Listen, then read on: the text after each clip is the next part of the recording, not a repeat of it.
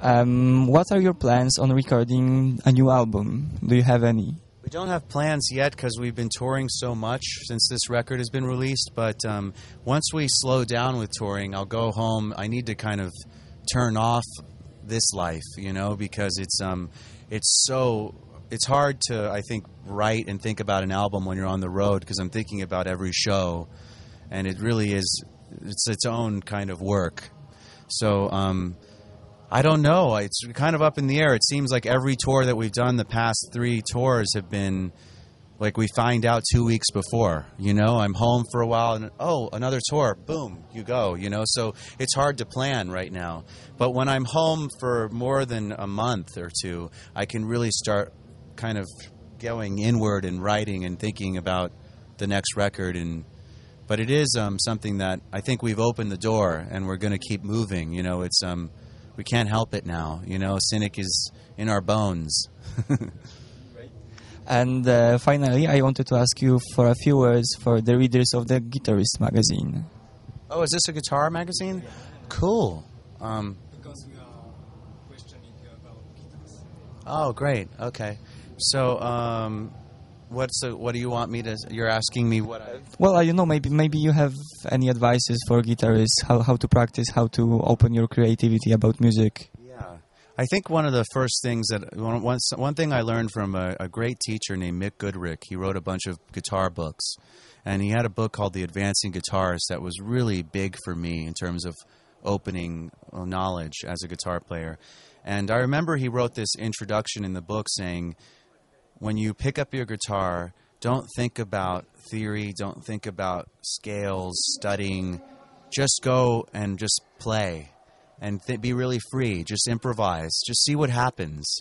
Because a lot of times when we first pick up the instrument, as long as there isn't a TV on or the radio, and it's a very open, natural state. And then usually after a few minutes we fall into patterns, you know, and we go into these routines. So I always tell this to students in the past is just try and kind of don't judge yourself.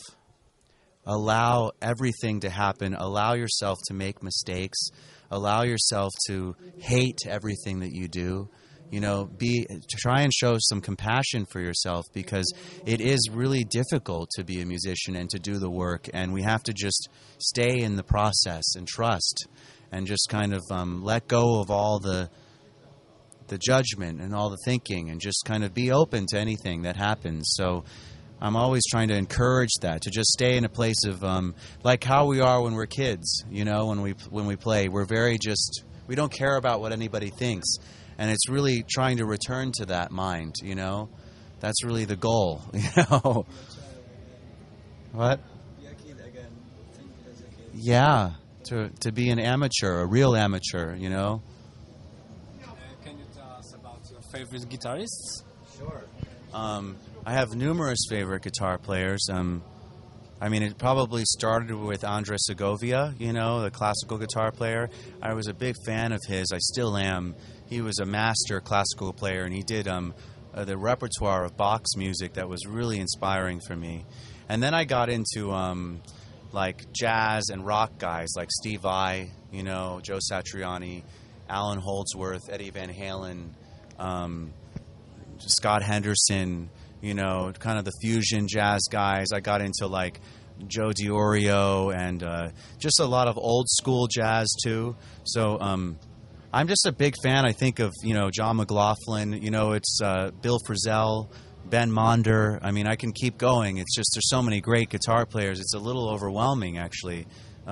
Wes Montgomery, my God, he has the most incredible pocket. The thing with Wes is that if you really listen to him, to try and play his feel, he's so laid back. His pocket was tremendous, you know, and we underestimate that. We hear it and we hear the octaves and we think, oh, Wes Montgomery, but we don't realize what a master he was. And so Pat Metheny is another big guy for me. So yeah, all these guys bring different things to the table. They all have unique voices, and I'm always listening to different guitar players and getting inspiration, you know, just trying to kind of get ideas and kind of fuel. You know, it's a lot of times it's like, whoa, I suck, you know, because you realize how there's so many masters of different styles, but it's good suck because it pushes me, you know, and that's why we have these people. It keeps pushing us, you know. Do you have any questions more? We are out of time, I think. Okay, so great. Thank you very much. Thanks so much.